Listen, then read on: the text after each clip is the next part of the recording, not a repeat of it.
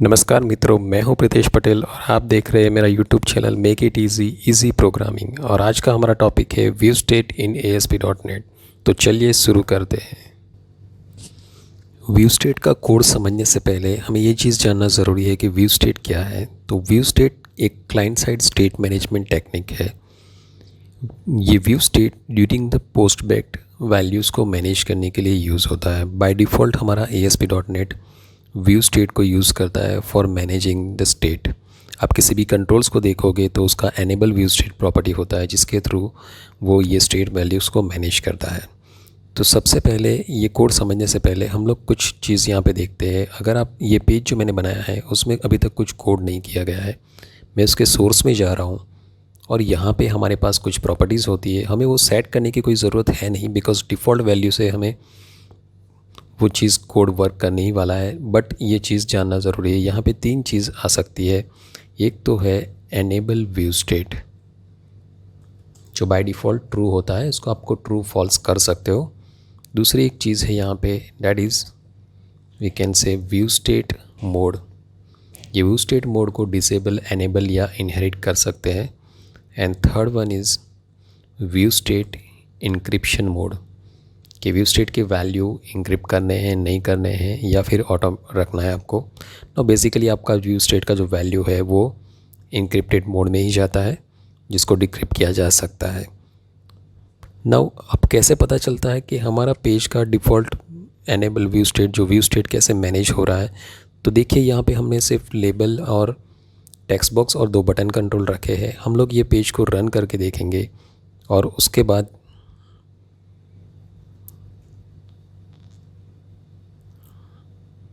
ये जो आपका पेज रन हो रहा है उसका व्यू सोर्स हम लोग देखेंगे, that is view page source. जैसे आप ये ओपन करोगे तो आपको यहाँ पे देखने को मिलेगा input type equal to hidden name underscore view state. That means ASP.NET view state manage करता है यूजिंग हिडन फील्ड्स। फाइन, अब हम यहाँ पे कुछ कोडिंग करने वाले हैं। तो उसके लिए सबसे पहली चीज़, यहाँ पे मैं एक दूसरा लेबल कंट्रोल प्लेस कर देता हूँ, जिसको मैं ID सेट करूँगा लेबल आंसर। नाउ हमें कुछ ऐसी चीज़ करनी है। यहाँ पे एक टेक्स्ट बॉक्स है। जब पेज रन होगा तो मैं इसमें एक नंबर इनपुट करूँगा, प्लस साइन पे क्लिक करेंगे तो ये नंबर एक वेरिएबल में सेव करना है। एंड आफ्टर डेट आप दूसरा नंबर इनपुट करोगे। उसके बाद आप इक्वल टू बटन पे क्लिक करोगे तो फर्स्ट नंबर और सेकंड नंबर दोनों का एडिशन होना चाहिए। तो ये कोड सिंपल है, हम लोग इसके कोडिंग में जाते हैं। यहाँ पे पहले कुछ वेरिएबल डिक्लेयर कर देते हैं, that is decimal, number 1, number 2 and total. तो ये 3 वेरिएबल मैंने डिक्लेयर कर दिए है।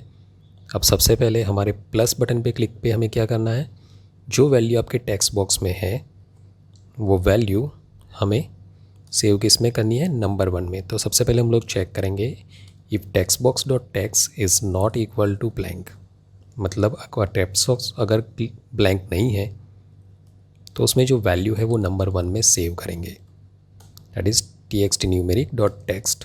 प्रॉब्लम यहाँ पे क्या है कि जो टेक्स्ट बॉक्स का वैल्यू है वो स्ट्रिंग है और नंबर डेसिमल है। तो यहाँ पे टाइप कास्टिंग करना पड़ेगा, कन्वर्ट टू डेसिमल। तो ये आपके नंबर को कन्वर्ट कर देगा डेसिमल में। और जैसे नंबर सेव हो जाता है हम लोग टेक्स्ट बॉक्स को क्लियर कर देंगे। फाइन, अब आते हैं हम लोग बैक यहाँ पे। अब इक्वल टू बटन का कोडिंग लिखते हैं। यहाँ पे हम लोग लिखते हैं अगर text box dot text blank नहीं है तो जो नंबर इनपुट किया गया है वो नंबर 2 में सेव करना है मुझे। तो number 2 equal to txt numeric dot text. Again type casting करेंगे यहाँ पे,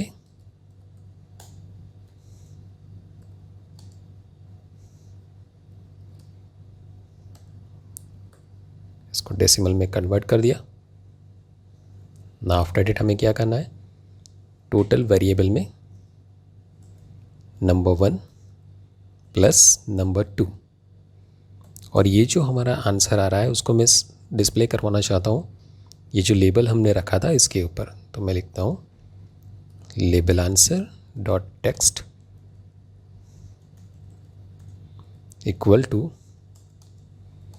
टोटल डॉट टू स्ट्रिंग, क्योंकि टोटल आपका नंबर है तो उसका स्ट्रिंग रिप्रेजेंटेशन करना पड़ेगा। अब हम लोग यहाँ पे ब्रेक पॉइंट रख देते हैं जिससे हमें पता चले कि ये किस तरह से वर्क कर रहा है। अब इसको रन करेंगे। सबसे पहले मैं इनपुट करता हूँ 10 और क्लिक करते हैं प्लस बटन पे। जैसे प्लस बटन पे क्लिक करेंगे ये सबमिट हुआ है सर्वर पे, यहाँ पे प्लस बटन पे ये आ चुका है। हम नंबर 1 में वैल्यू क्या है वो देखते हैं, तो वो 10 है और आफ्टर डेट हमने टेक्स्ट बॉक्स को क्लियर कर दिया है। अब हम लोग यहाँ पे इनपुट करेंगे 90 और इक्वल टू बटन पे क्लिक करता हूँ मैं।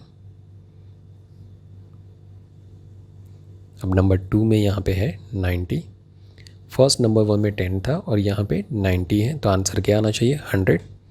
तो हम लोग F11 करते हैं। ना टोटल में देखिए 90 है, नंबर 1 में 0 बता रहा है, नंबर 2 में 90 बता रहा है। इसका मतलब कुछ ऐसा है कि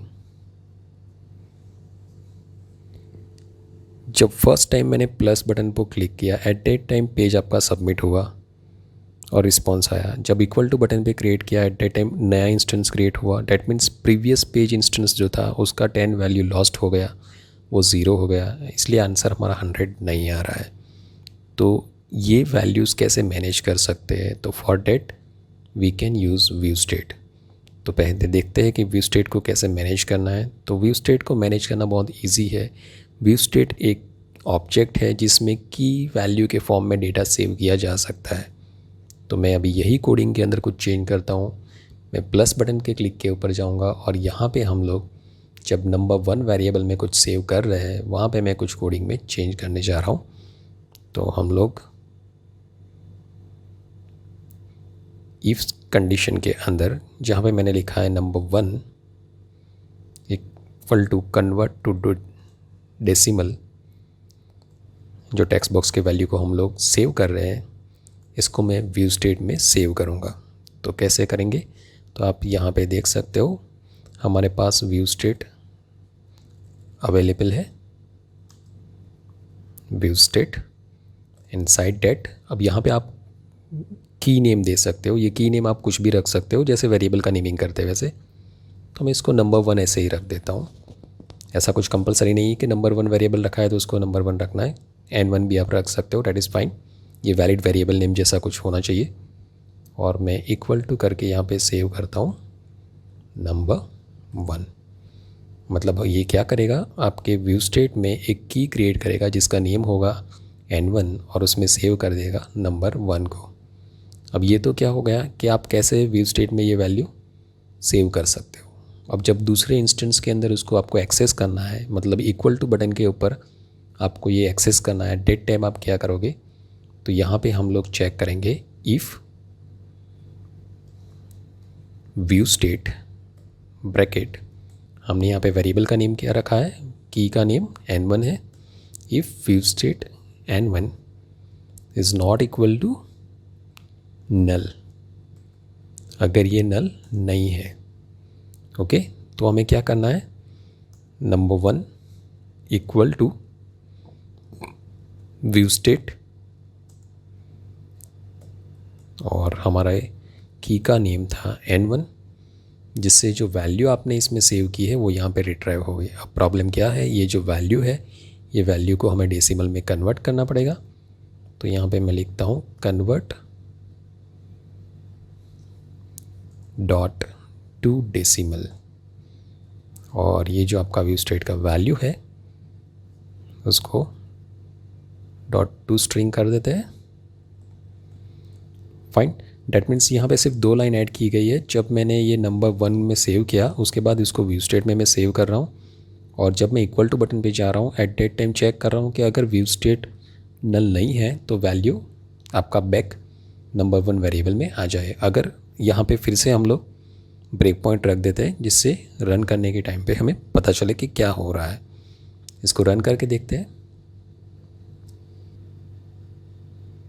अब यहाँ पे मैं इनपुट करता हूँ अगेन 10,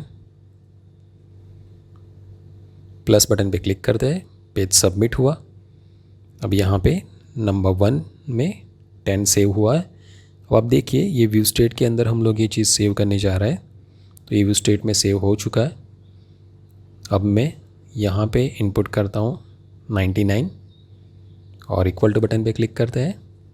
अब ये इक्वल टू बटन पे जैसे आ गया तो सबसे पहले नंबर 2 वेरिएबल के अंदर 99 आ चुका है।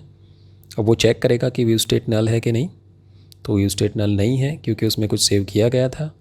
तो अब ये व्यू स्टेट के वैल्यू को कहाँ पे सेव करेगा, नंबर 1 में। तो आप देखिए नंबर 1 में क्या आ चुका है 10। अब अगर मैं टोटल वेरिएबल पे जाऊँगा तो उसका वैल्यू हो चुका है 109 और ये वैल्यू आपके लेबल के ऊपर सेट हो चुका है। डेट मीन्स व्यू स्टेट आपको पोस्ट ब्रेक के अंदर वैल्यूज़ को मैनेज करना अलाउ करेगा। सिंपल सिंटेक्स है आपके व्यू स्टेट का, view state in angle bracket की इक्वल टू वैल्यू। और जब आप रिट्राइव करते हो तो आपको ये कंडीशन चेक करना ज़रूरी है, view state in angle bracket key is not equal to null, तो आप उसको रिट्राइव कर सकते हो। तो by this way you can manage view state.